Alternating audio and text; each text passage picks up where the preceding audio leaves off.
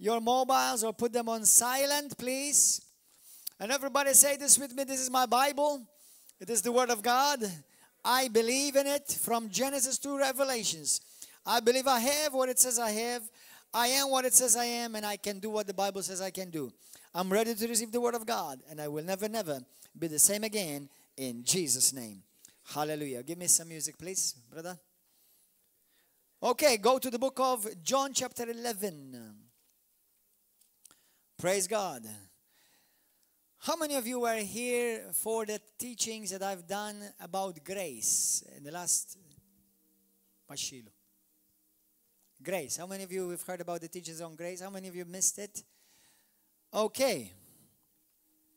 This is our third lesson on grace this morning. And I'm excited. Thank God for what God is doing. Yesterday, I was listening to a mighty man of God that I like to listen regularly to. And he said something that shocked me. I almost wonder if he's actually watching my preachings. But he said that from September, last September, this is what, today, October, September, last month. He said from last September, the church has entered a new era, has entered a new level. Maldonado said that. Did you hear that voice, that video I sent you? He said the church has entered a new phase and a new era. And I've been saying, for those of you who've been coming, I've been saying this, that we have entered a new level. We've entered a new phase. And we feel it. We see it. It's tangible. And I believe also what has been decreed 3 days ago. 3 days ago, in front of a national program, on a national program in front of all the nation of Malta and Gozo, has been decreed this word. The church has awakened. The giant has awakened. 2, enough is enough. Say it with me. The church, the giant, has awakened. I am that giant. I'm part of that giant. And enough is enough. Enough is enough. Amen? Hallelujah. When the Bible calls us soldiers, that means we are in a battle. Now, we are an army unlike any army in the world because we already win. We are already victorious. We are already victorious. But unfortunately, for a long time, the church has been asleep. But I believe in this season, even just now, what God is doing here at River of Love, God is doing all over the world, and He's doing all over this nation.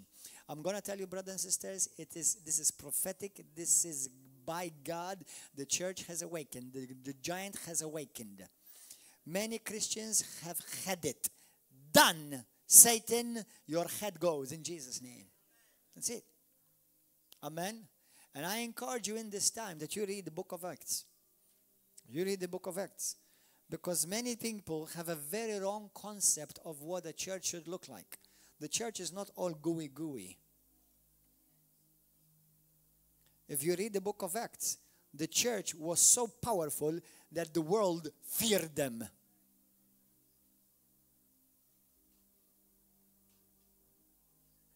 What is that in the Bible? The pastor. Go and read Acts chapter 5. Go and read Acts chapter 13. When the fire of God fell down, and some were not filled with the Holy Spirit and spoke in tongues. Some, their life was taken out. But are we not supposed to forgive? Oh yeah, we do forgive. But God knows the ones who will repent and those who will continue to resist Him. And those who will be resisting Him, God will be removing. Brothers and sisters, I'm going to tell you another thing. A facet of Christianity, another facet of Christianity. There are sections of Christianity that I know that they're always claiming, and it's like almost they enjoy it. And I know that we will be persecuted for the gospel. I know. Have you noticed that you will be persecuted for the gospel? I don't think you need to remember. I don't need to remind you that very often, because the moment you say I belong to Jesus, that Jesus changed my life, everybody will jump on you. So you are being persecuted right now. But you see, many forget that Jesus Christ is coming for a reigning, for a ruling, and a glorious church from earth.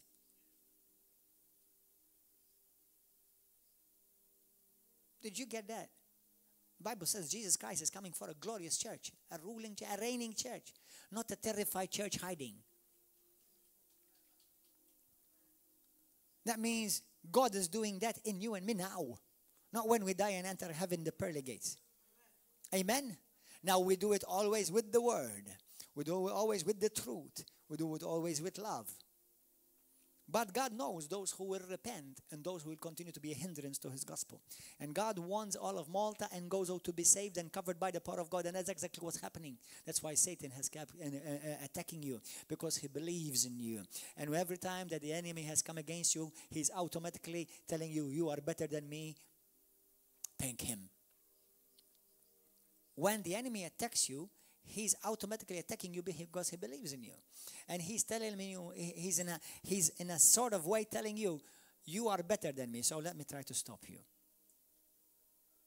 But let me decree it and declare it today, in the mighty and glorious name, that's a name that's above every name, that the church is rising, the church is powerful, the church is full of the fire of God, and nothing shall stop this moving of the Holy Spirit in the mighty name of Jesus Christ. Hallelujah! Amen?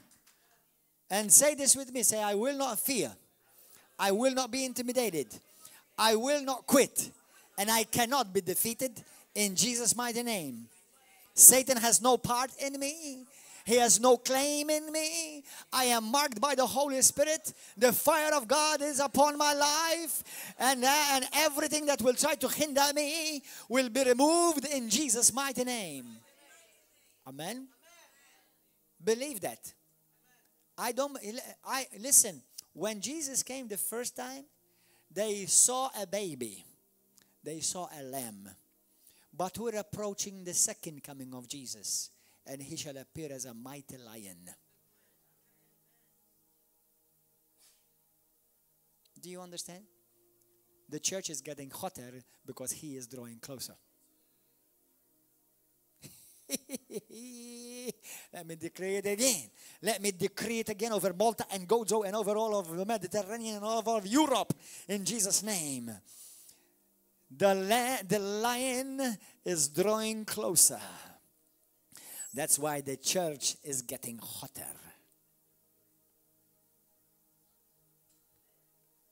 Amen?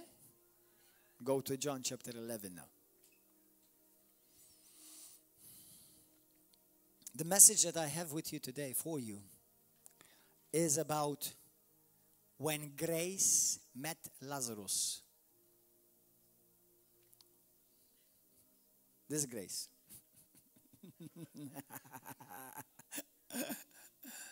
When grace meets Lazarus. Anybody's name is Lazarus here?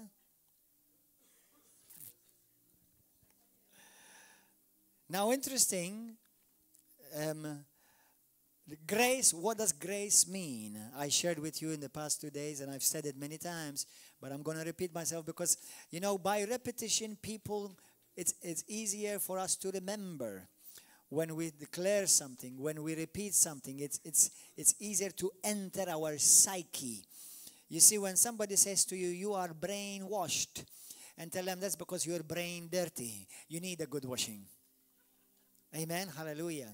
So if you had known me before I met Jesus Christ, I had a dirty brain. I had a dirty mind. I met Jesus Christ and he washed my brain. He got me brainwashed.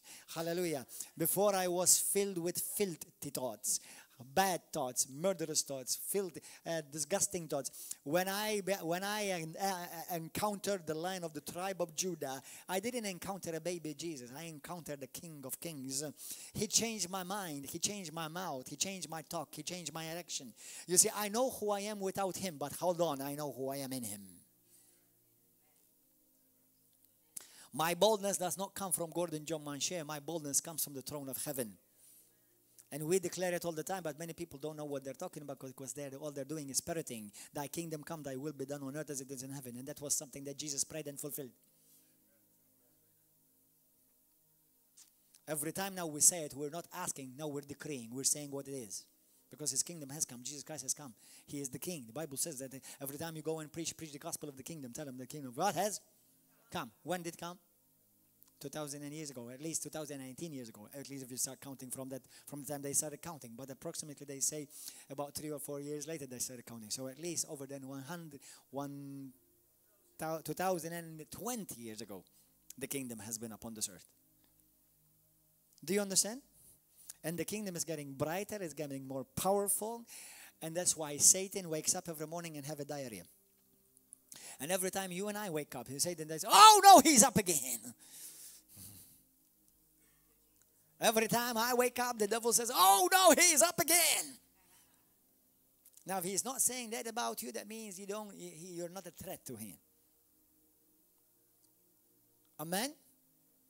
I'm up, and I'm here to stay in Jesus' name. When I say I'm here to stay, it doesn't mean that I am eternal in this body. I'm eternal in Christ, obviously, like every one of you. But it means that I will fulfill the plans and the purposes of God in my life in Jesus' name. And not 1 hour will be cut short from my life until I have fulfilled everything that God has called me to fulfill. In Jesus' name, amen? Hallelujah. And that's for you too. Hallelujah. So, the word Lazarus actually means somebody who depends and somebody who needs God. That's what actually Lazarus means. The word Lazarus means someone who depends on God. Depends on God. The word grace means the kindness of God, God's kindness, God's goodness, God's favor. You have been favored by God. And grace means God's power. The dunamis power, the supernatural power of God working in you, helping you accomplish that which by yourself and your own strength you cannot accomplish. Now, let's read the story of grace and Lazarus. John chapter 11. Now a certain man was sick, Lazarus of Bethany, the town of Mary, and her sister Martha. It was that Mary who anointed the Lord with fragrant oil and wiped his feet with her hair, whose brother Lazarus was sick. Therefore, the sister sent to him, saying, "Lord, behold, he whom you love is sick." Did Jesus love Mary, Martha, and Lazarus? Yes. When Jesus heard that, he said, "This sickness is not unto death, but for the glory of God, that the Son of God may be glorified through it." It doesn't mean that God was going to be glorified in the sickness and the death of Lazarus. It means that in this situation, God was going to do something that he will receive glory. Do you understand? If God receives glory from sickness, then we'll pray for everybody to be sick, so you'll receive more glory. That's right. So God is not glorified through sickness, nor the death of somebody who dies prematurely.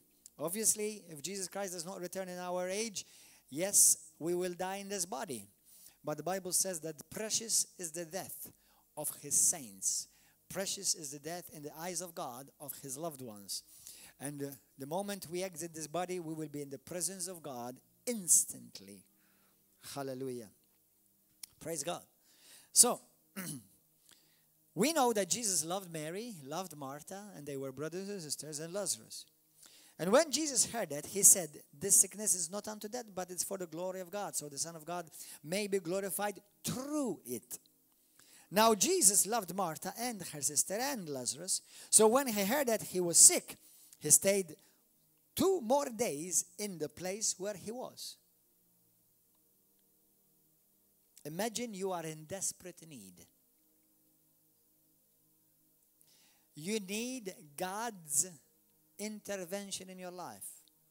You call upon Jesus, and Jesus says, "Good, okay, I know about it." And he stays there. Or, as we shall see, he goes somewhere else.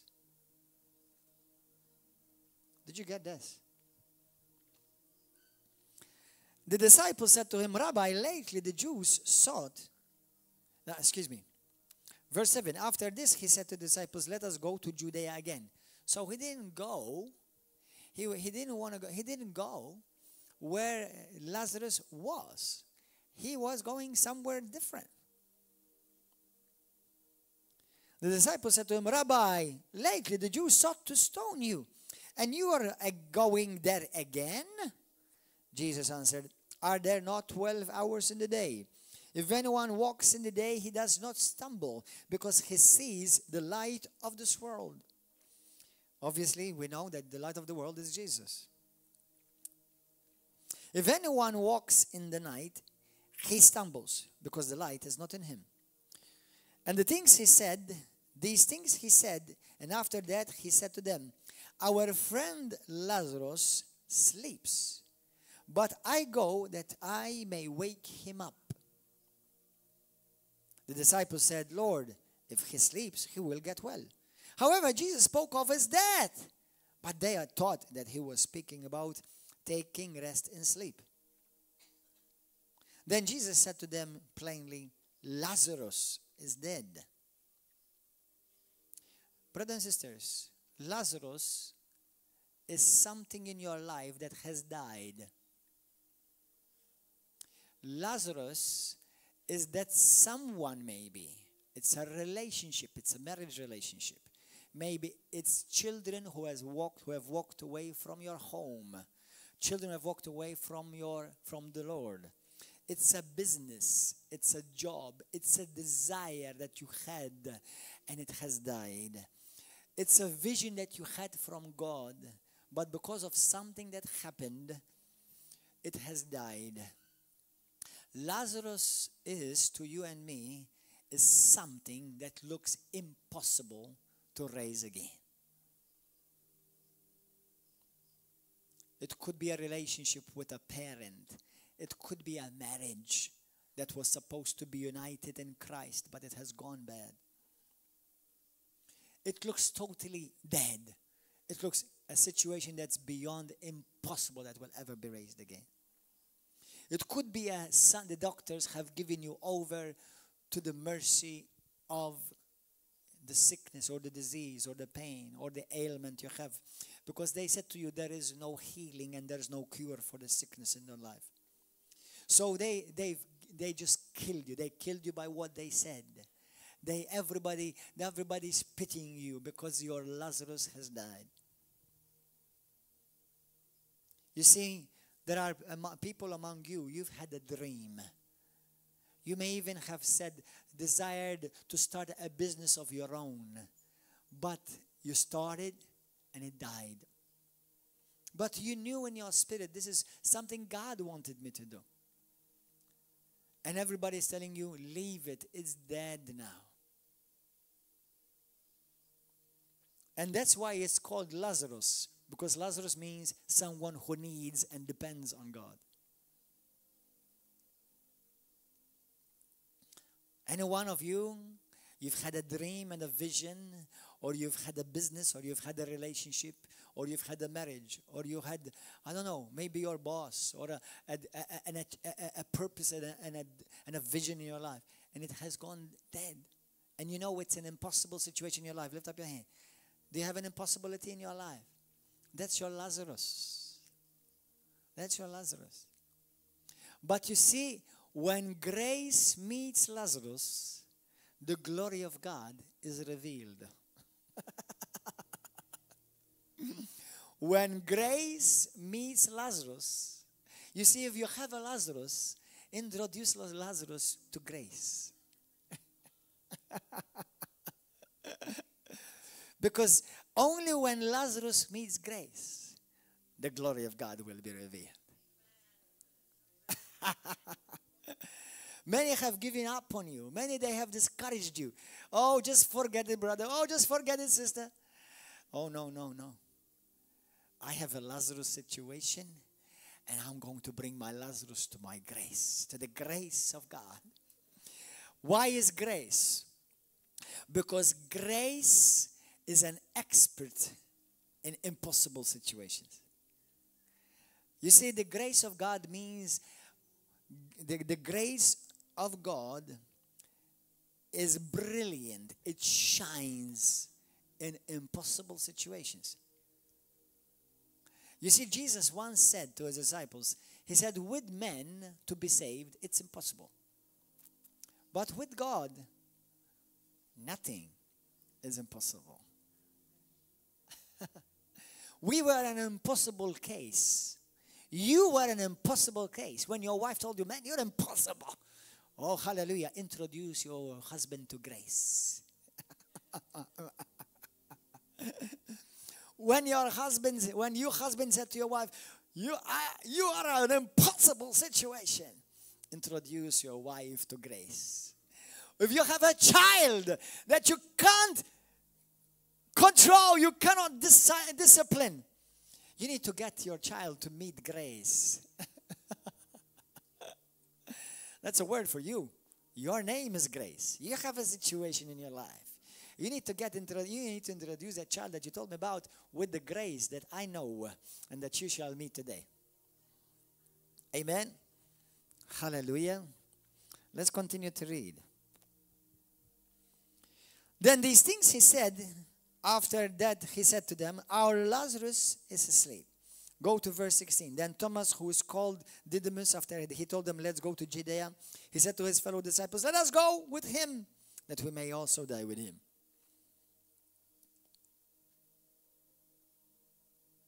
Now, verse 15, Jesus said something interesting. I am glad for your sakes that I was not there.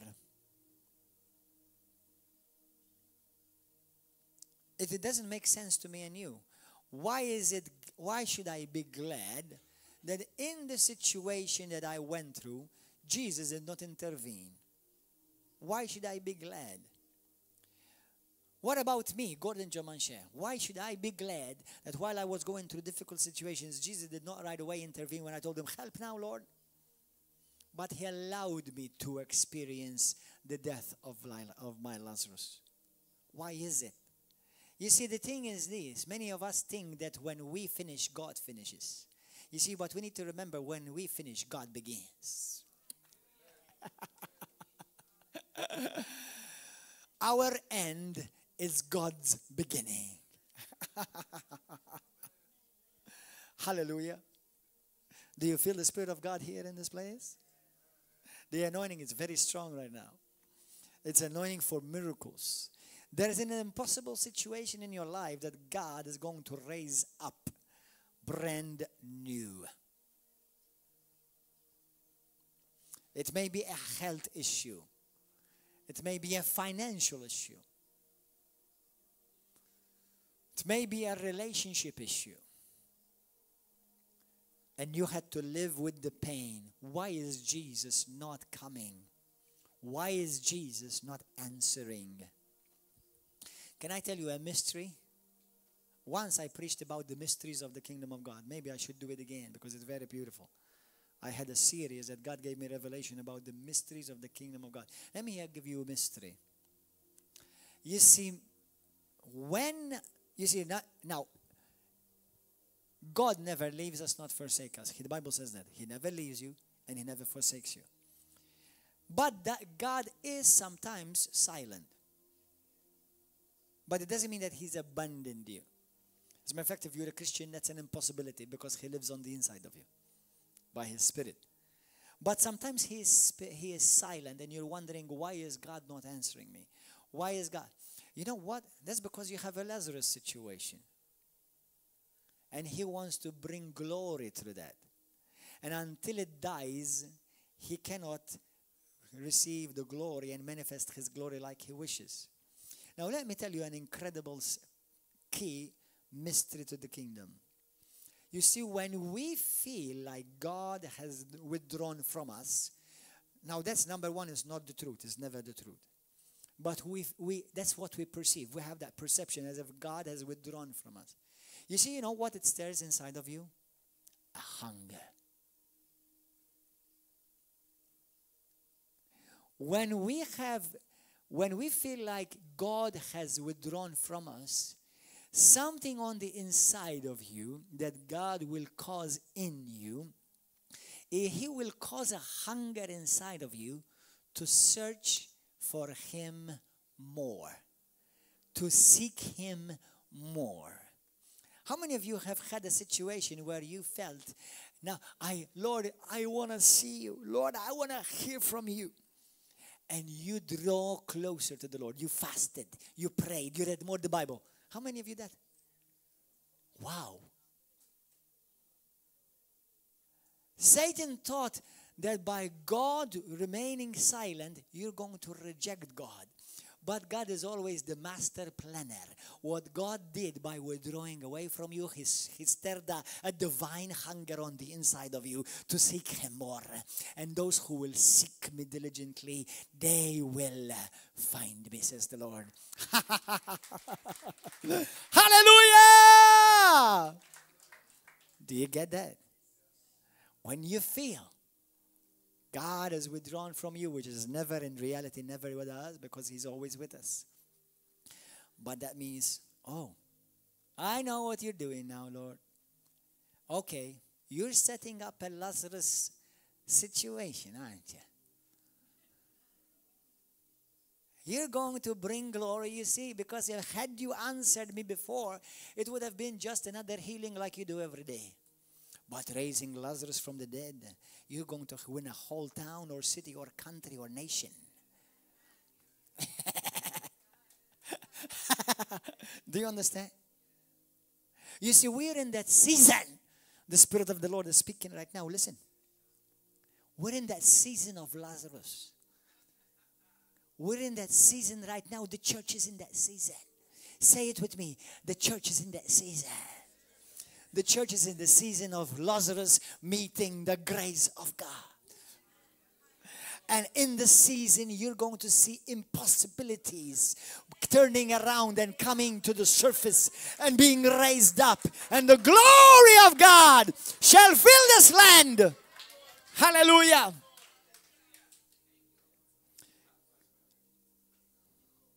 That's why He has not answered you yet. That's why He has not moved on your behalf yet. Because He's waiting for an explosion to take place. Oh, hallelujah. Go to the book of John 1 quickly. And when done, we'll continue to read. John 1:14. And the Word became flesh and dwelt among us. And we beheld His glory, the glory of the only begotten of the Father, full of grace and truth. Verse 16. And of His fullness, the fullness of His grace, the fullness of grace, we have all received grace for grace, or grace upon grace. Grace upon. So hold on. Grace was revealed. The grace of God is a person. His name is Jesus. So when Jesus came to the tomb of Lazarus, He who is the manifest and an expressed expression of God's grace on earth, grace came to an impossible situation. And today the Lord spoke to me yesterday and this past few days that God wants to turn impossible situation and raise them up again to a new life in your life. How many of you have an impossible situation in your life? Lift up your hand. You are a candidate for the glory of God. You qualify to see your Lazarus being raised. Now, verse 17 of John 11. So when Jesus came, He found that He had already been in the tomb 4 days. How many days passed? 4 days. It could be more. Because first, if I'm calculating well, He went 2 days somewhere else, and then later He came. So that's about 6 days. And if I'm correct, if I'm counting right, 4 and 2, 6, right? That's 6 is the number of men.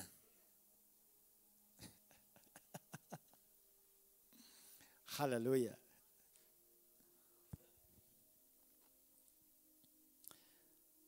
Now Bethany was near Jerusalem, about 2 miles away, and many of the Jews had joined the women around Martha and Mary to comfort them concerning their brother.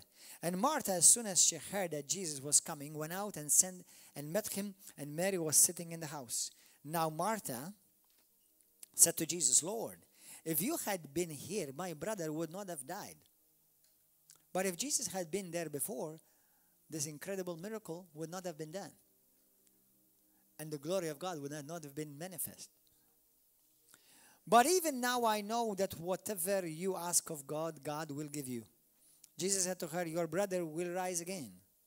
Martha said to him, I know that he will rise again in the resurrection of the last day. She had her theology right. Verse 27, 25. You see, you may have your theology right, but you may have not yet experienced the grace of God. Martha said to him, then Jesus said to her, I am the resurrection and the life. He who believes in me, though he may die, he shall live. And whoever lives and believes in me shall never die. Do you believe this? Do you know that you and me will never die? Do you know that you and I will never die? Me and you are not destined for death.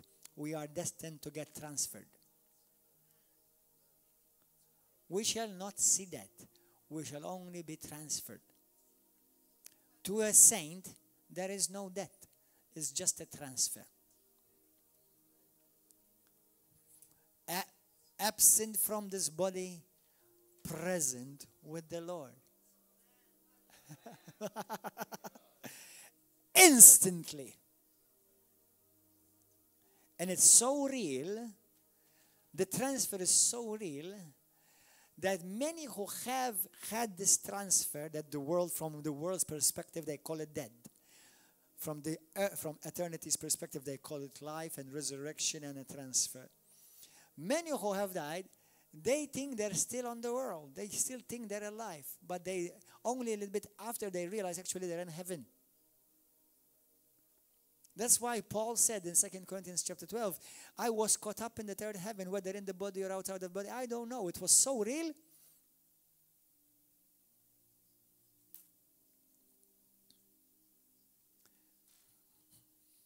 Hallelujah.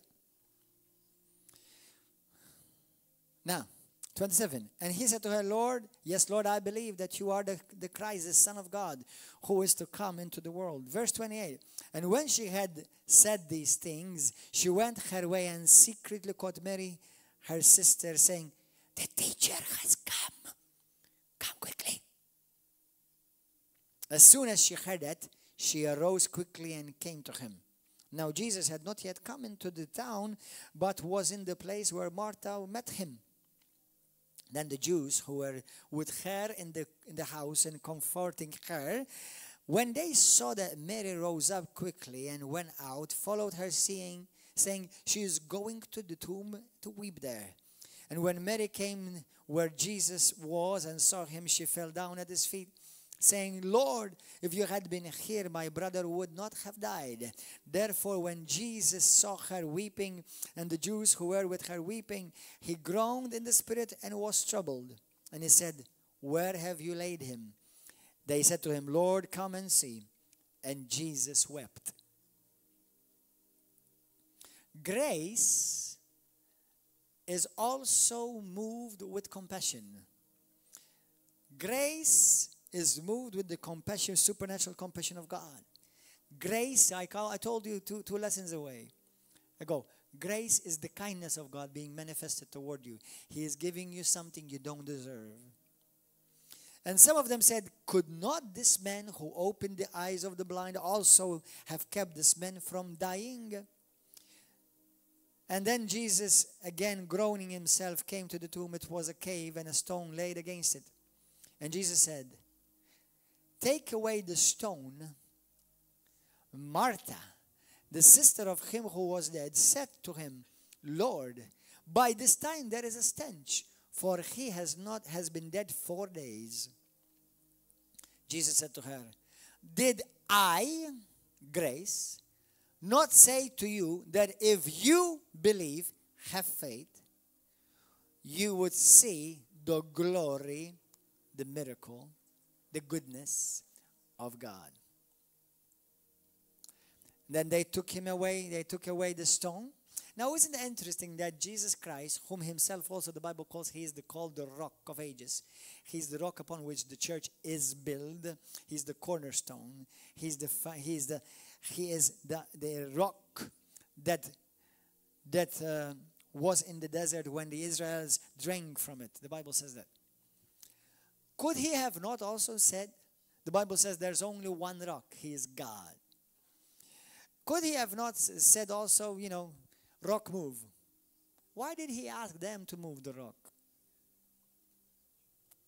I mean, come on. I mean, moving for him, God Almighty.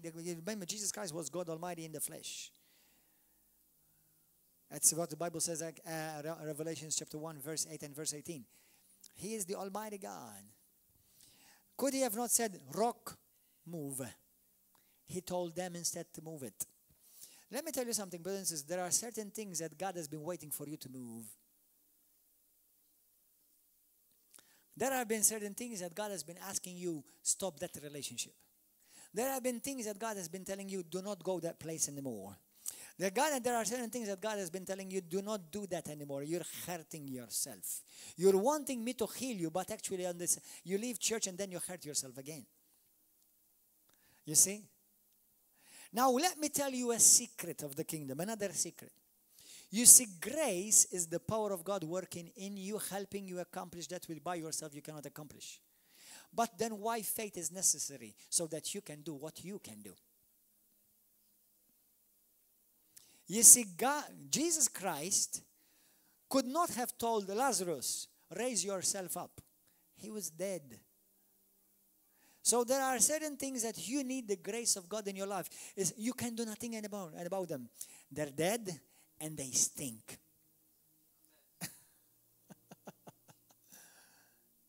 So you need the grace of God. You need the supernatural ability of God to do it for you. That part. But then Jesus Christ comes and he said to Lazarus,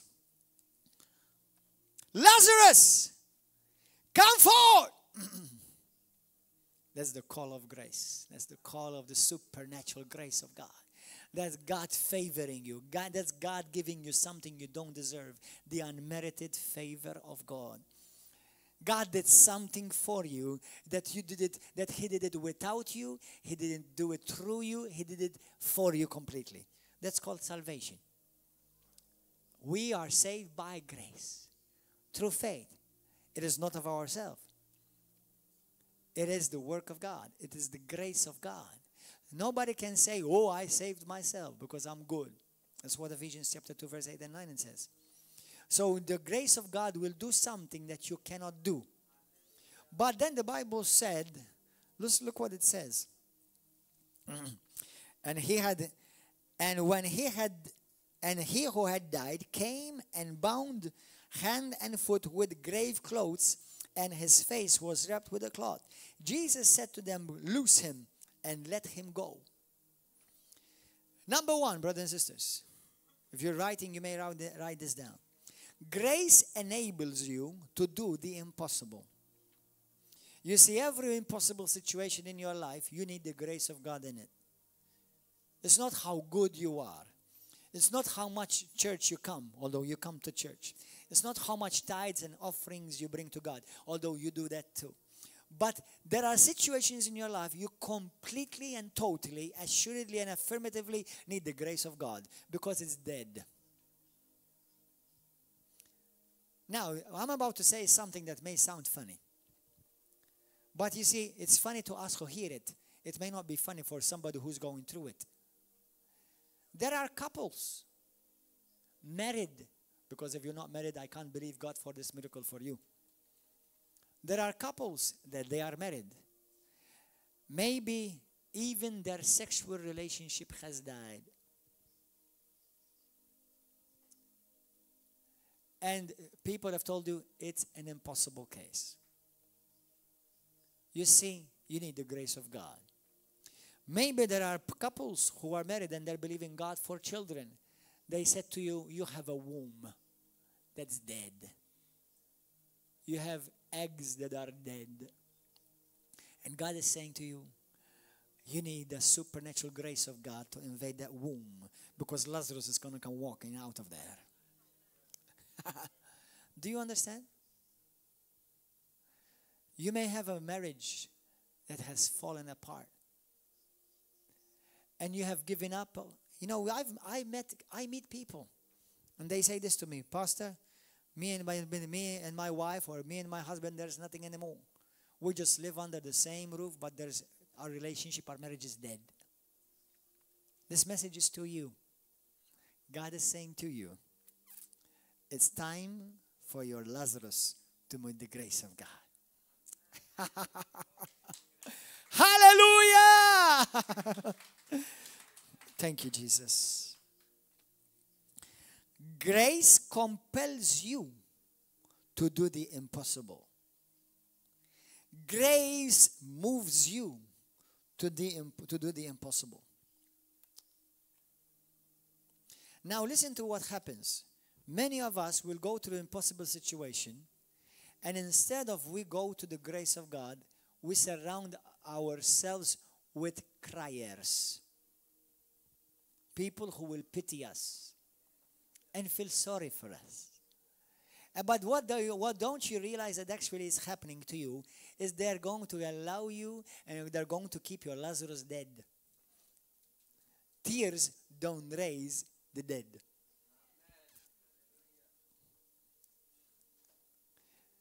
Don't look for whiners. Look for winners. Hallelujah. Some people say to me, oh, Pastor, I talk with you and you don't understand me. I don't need to understand you. God has not called me to understand you. God has called me to be your answer, not to understand you. I am your answer for your Lazarus to rise up in Jesus' name. Hallelujah. Praise God. Do you want me to cry with you or to raise you up your Lazarus? Amen. God has anointed me to raise up Lazarus. And by the way, I have actually raised up two from the dead, literally.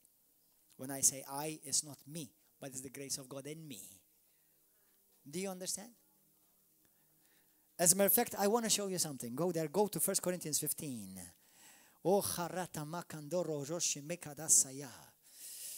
There is someone here that God has called you to start a business. And it looks like a complete and impossible situation.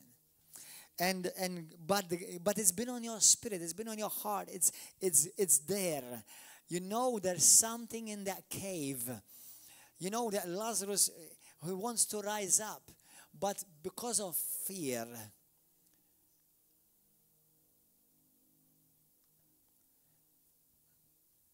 may your Lazarus rise up in Jesus' name. I call you forth your business that will advance the kingdom of God. Come forth in Jesus' name.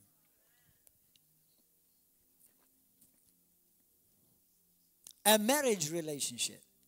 Somebody whose marriage relationship has died. And you have learned how to cope. God has not called you to cope. God has called you to overcome. God did not say, I will give you my grace to cope. He said, I will give you the grace to win and to be victorious in Jesus' name. Hallelujah. Coping is the world system. Overcoming is the kingdom system. Amen. 1 Corinthians chapter 15. Look at this beautiful, beautiful word. Verse 10. But by the grace of God, I am, Gordon John Manché, what I am. And his grace towards me was not in vain, as many can testify in this nation and every one of you here. But I labored more and abundantly than they all, yet not I, but the grace of God which was with me. Hallelujah. And that's something that we can say all. Every one of us can say. that what we do, anything good that we do for the kingdom is not us, it's the grace of God operating in us.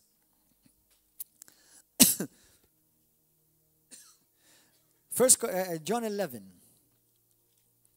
verse 17, it talks about a situation that looks completely impossible.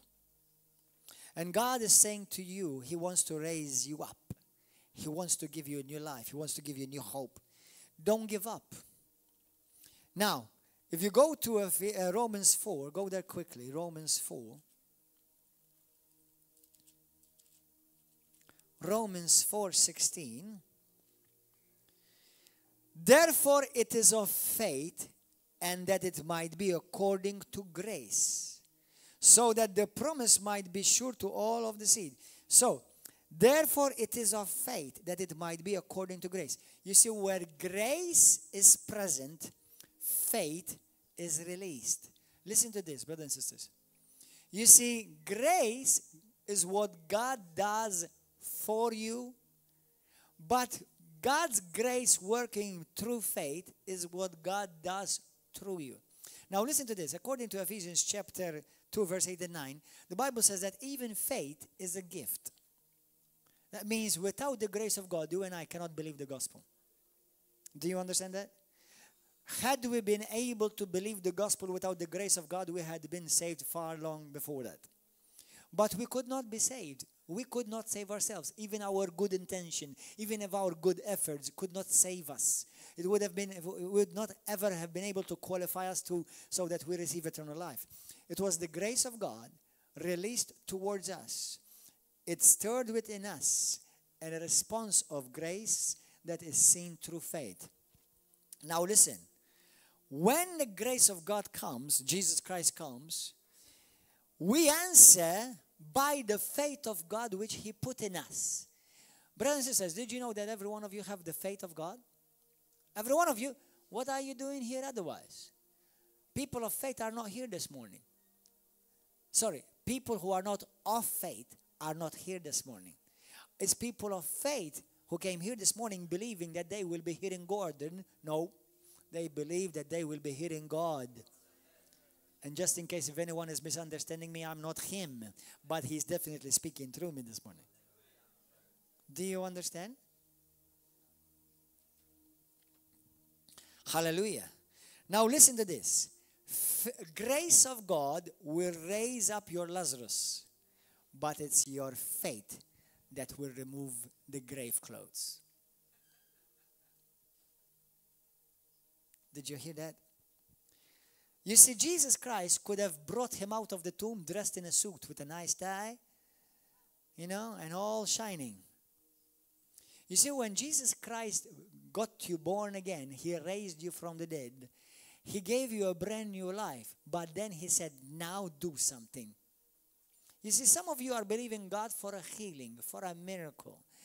And you're waiting on God to do it for you. Let me tell you something. There are certain things that God knows that you can do, therefore He won't do. God knows that He will only do what you can't, so that by faith you will do what you can't.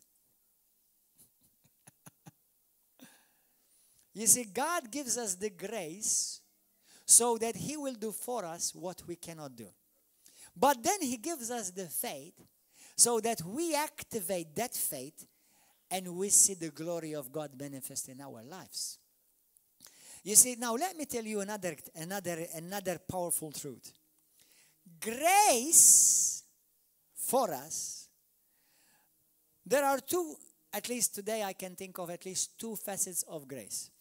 There's the grace of God which raised us from the dead. We could not raise ourselves from the dead. But then there's the grace of God that we walk in daily. And that's called the empowering grace of God. That's what Paul said, is by grace is what I did what I did. But hold on, listen to what he said. By the grace of God I did what I did. But he did it. That means he cooperated with the grace of God. We cooperate with the grace of God. by the faith of God that He gives us. So you see, many of you are born again. Many of you are saved. Many of you, you know God is your Father. You are His child. But some of you are still walking with grave clothes.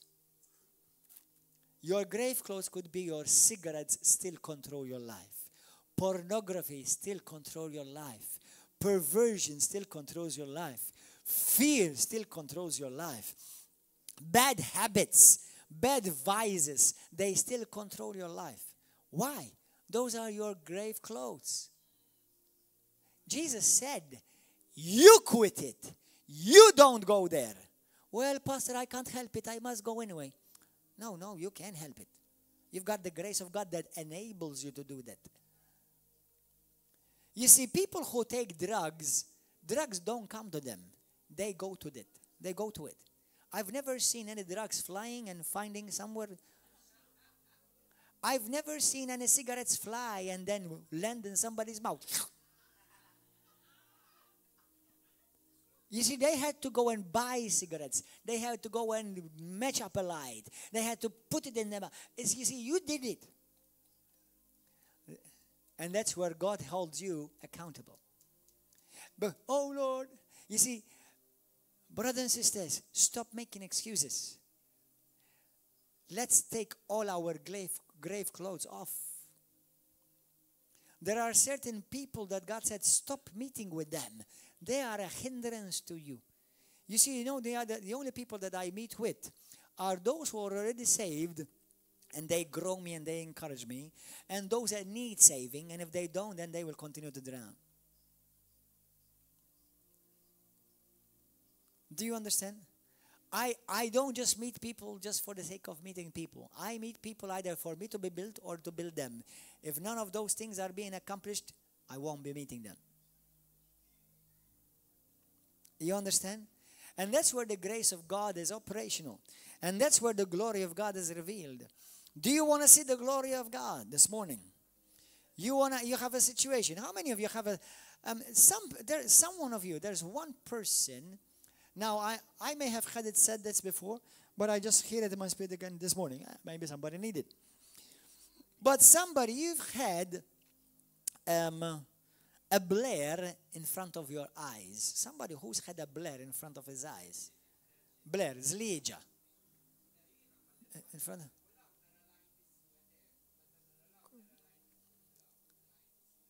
Who else? Okay. You will be healed today in Jesus' name. Anybody had like a blare in his eyes? Anyone? You had a blare like what do you call it in English? A blare? A blare. Anyone? Apart from our brother here? Anyone else? How many of you right now, you had some form of pain that has not left you for a long time? Anyone? You've been going through pain in your body that has not left you. Who is that? Okay. Now, are you ready to take those grave clothes off right now? Now, you see, faith, God's faith working in me, and then I activate by faith. I act upon. Now, do you believe that Jesus Christ wants to heal you? You believe that? Now, healing is always now. It's not always. It's not tomorrow. Salvation is now. Relationships is not always now.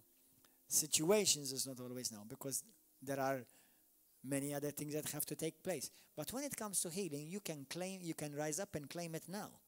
When it comes to salvation, you can rise up and claim it now. When it comes to forgiveness of your sins, you can rise up and claim it now.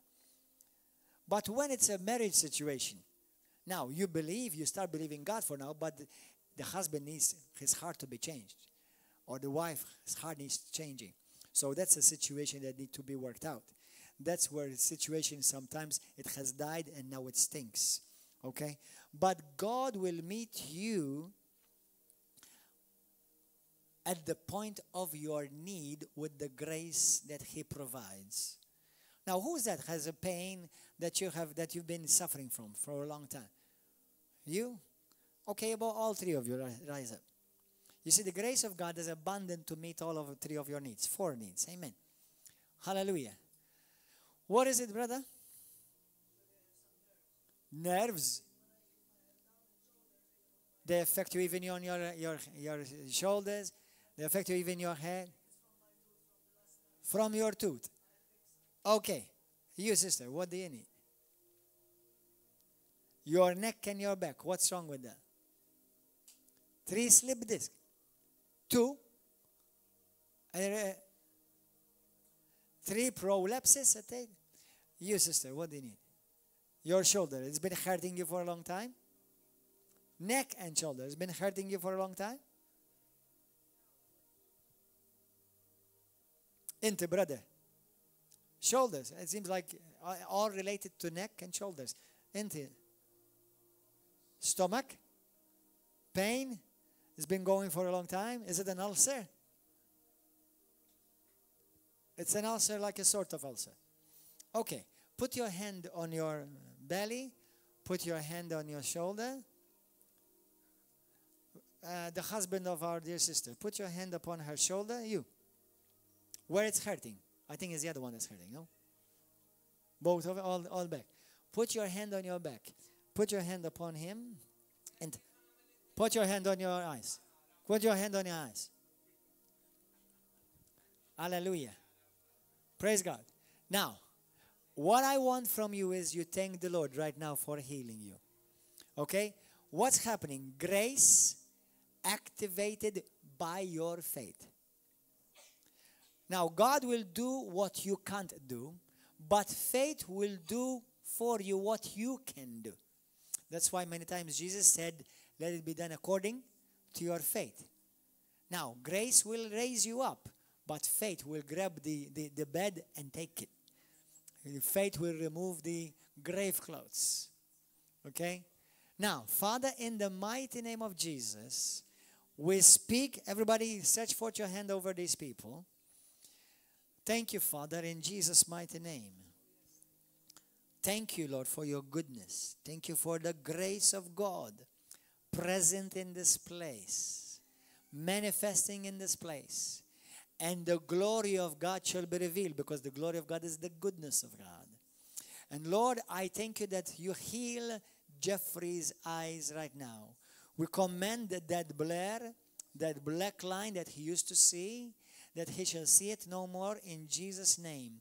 Eyes be healed. Lord, I thank you for my dear sister right now. Put your hand on her spine, that her spine is healed. We command every sickness and every pain, and pain in those 3 vertebrae, 2 vertebrae. I thank you, Lord, for restoring vertebrae. In Jesus' name, I release the miracle working grace of God to restore vertebrae in her back in Jesus' name. Lord, I thank you for healing my sister's shoulders. Shoulders be healed now. Pain go right now. Lord, I thank you. Every pain coming, Lord, from the jaw, related to the jaw, Lord God, in Jesus' name, we command it to go from John Mark. Father, I thank you. I release your grace, your power, your anointing over him. And I thank you, Lord God, for our dear brother as well, for healing his neck in Jesus' mighty name right now. Right now, I thank you, Lord God. Now start moving around your neck and check. Put your hands on your belly. Father, in Jesus' name, I send forth the word of God. And I command that ulcer to be healed in my brother Jonathan's body in Jesus' name. Lord, the grace of God will do for him what he can't do in the natural. Now, Lord, I thank you as by faith, he lays hand upon himself. And I will command that ulcer, whatever it is, to be gone in Jesus' mighty name. Hallelujah. Now we thank you. Now check, all of you check. Check if you see any difference. Check if you notice any difference. Deborah, what do you feel? What? Yeah, that shay. The pain is gone. The pain has left you. Where it was? Here. The pain is completely gone. Praise God. Number 1. Sit down. You, brother. Okay, come here. Okay, by time. This is the time. Come. Come here. Okay.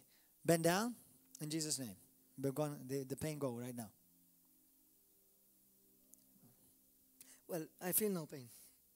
Were you feeling pain before? Yes, because... hold on, that's enough. You were feeling pain before. Yes. But now, a few seconds later, you're not feeling any pain. No, I'm not. Okay, that's enough for us. So you're completely healed in Jesus' name. Hallelujah. You, check. Yes, check your eyes.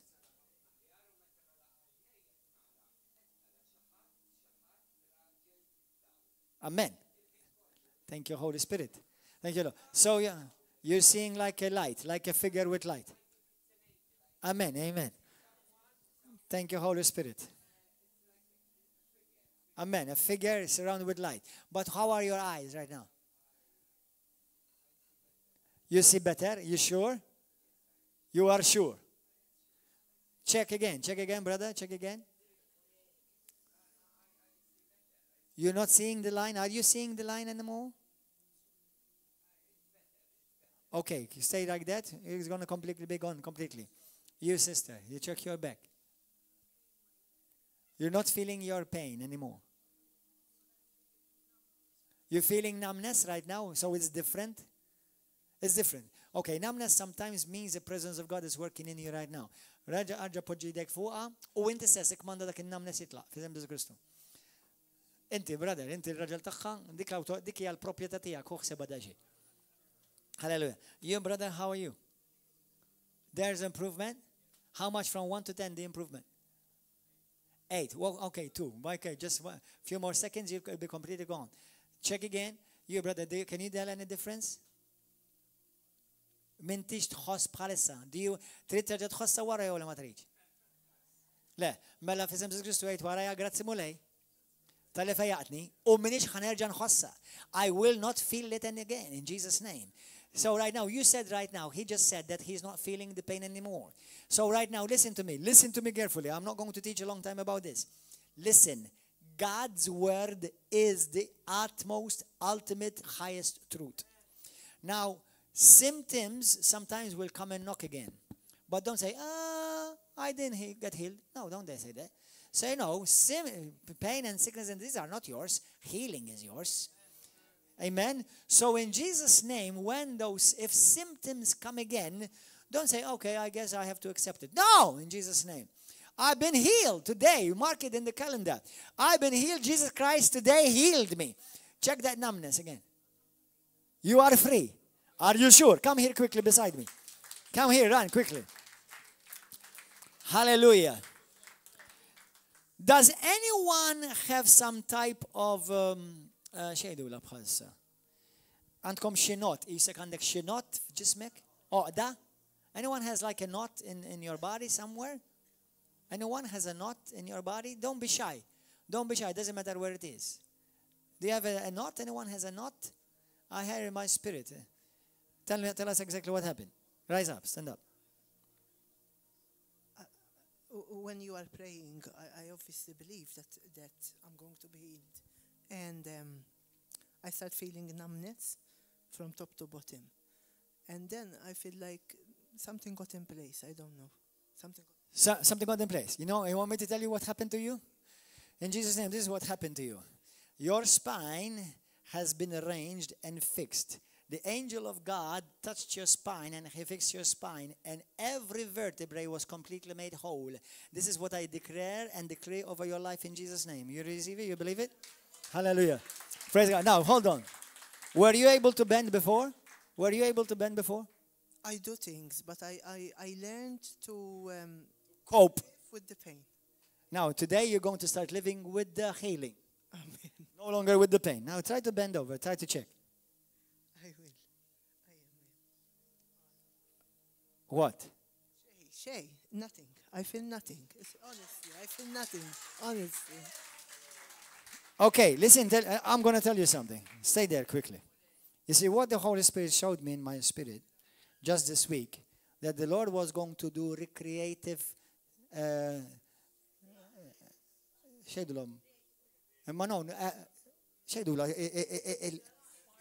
l-spine.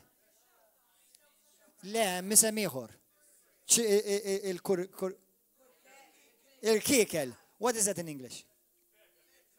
Vertebrae. What I saw in my spirit this week, that the Lord was going to recreate vertebrae. That's you. Active Kelly, MRI. She just had an MRI. In English. I just had an MRI in July. I've been feeling the pain for about 10 years, you know. And for after 10 years, you've just been healed, right now? Yes. I've done another MRI in 2010 date, and 10 years later, I got, I'm telling you, two check it again, because, check it again. No, I'm sure. You're sure? No, I know I am sure, but I want everybody else who's watching to be sure. When I'm standing, I still feel the pain, but okay. So when she was standing, just standing, she felt the pain. Now you don't feel anything. I don't feel the pain. I don't feel the pain. I don't. Okay. Lord, I thank you for recreative vertebrae in Jesus' name. Lord, I release and I declare that this is a miracle and vertebrae have been recreated in Jesus' name. Thank you, Father. That she will be able to live no longer with pain, but live with health and healing in Jesus' name. Check again. Bart, she's feeling cold now. You see, I'll tell you why. Because Jesus is here. He is alive. Jesus is, and he loves you. He loves you very much, sister. You are precious to him. Thank you, Lord. Now, and you, brother? Any difference? Come here, come. Come here. Come. Come here. Come up here. How are you feeling, brother? Now, lift up your hand. The other one too. Father, I thank you for Jonathan. Lord, I decree and declare that this is his season, that he will see the glory of God in his life. You have called him. You have anointed him. You have chosen him. And I remove every hindrance from his life in Jesus' name. And I declare that this is a sign from heaven for him of your love for him, of your goodness and your kindness toward him. And this ulcer and this pain that used to be there will no longer come back again in Jesus' name. I declare right now, I see in my spirit an angel of God just touched you in your belly, and that you are completely healed in Jesus' name. Hallelujah. Receive and give God thanks. Come here. Who are you? Aiken. How on? Come on, next me. 8. 8. Aiken. Inti tħobb tara ċertu affarijiet. Inti tħobbu l-ġesu? Ġesu qed jgħidli biex ngħidlek li hemm affarijiet li inti qed tara li l-mulej ma jrumx qed jieħu pjaċir li qed tarahom. Hemm affarijiet li qed tara li mhumiex tajbin, mhux vera.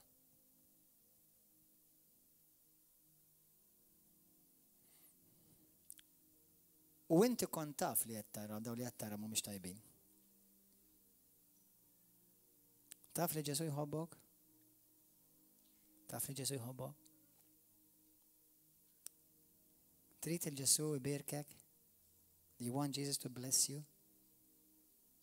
Are you ready to stop those things that you were watching? You mean it? I'm going to tell you something.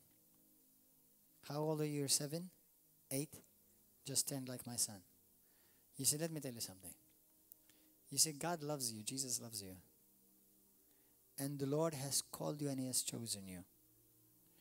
And the devil has seen it. Are you getting this? The devil has seen it. And he wants to stop you. He wants to steal your life. But he shall not succeed in Jesus' name. As a child, I see there is also pain in your heart. Vera, għandek uġieħ f'qalbek? Vera. I also see you by yourself crying. Is that true? In your room, you were in your room by yourself crying sometimes? Is that true? Because you were disappointed and you do not feel loved? Is it true that you did not feel loved? Vera?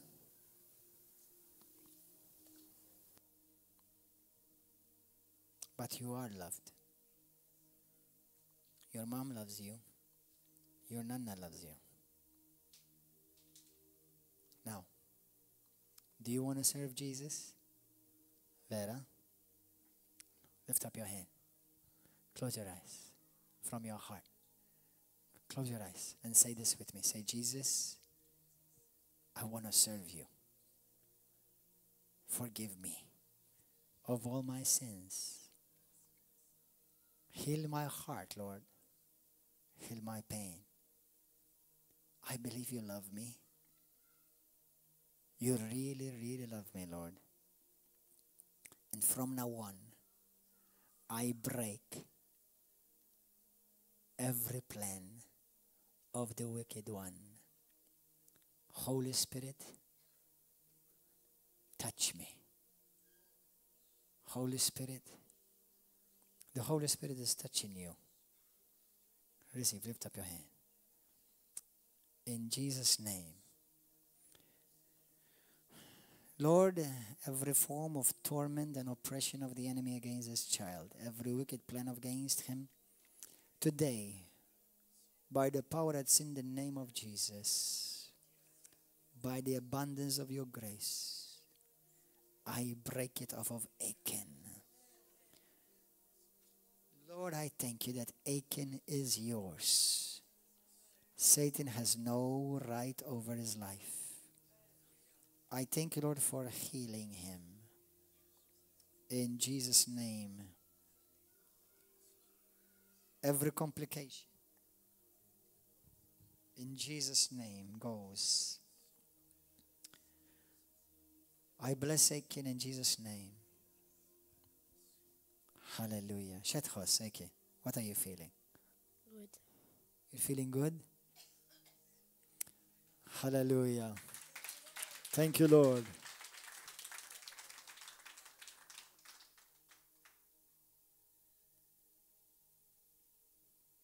You love Jesus? You're going to serve him? Amen? Yes. Good. And the pain that you had in your heart, Jesus healed you. Amen? Jesus loves you. And you are loved.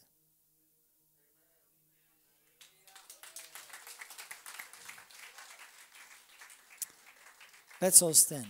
Let's all stand. How is your shoulder, brother? How are you doing, my brother? How are you doing? How's your shoulder? Huh? A lot better. Praise God. Hallelujah. Well, we've seen this wonderful thing. Leave the music, brother. Leave it. Lift up your hands with me. Come on, lift up your hands. Say this with me. Say, Father, I thank you for your grace. I thank you for your kindness. I decree and declare today that my Lazarus comes alive. I decree and declare in Jesus' name that I walk in the supernatural grace of God. I believe it. Now today, every hindrance, every tomb clothes and wrappings that I had in my life, I take them off. I remove them. And I will live this new life in freedom and in, Lord God, in covenant with you, in relationship with my Master and my life giver. I am free today. I am a child of God. Jesus is my Lord and my Savior. I will fulfill the plan of God for my life. And I will not be hindered anymore. This is my time. This is my season. I walk in the supernatural grace of God. I call my Lazarus, rise up in Jesus' name. Hallelujah. Glory to God. Thank you, Lord. Praise God. Thank you, Holy Spirit. How many of you are blessed? Thank you, Lord.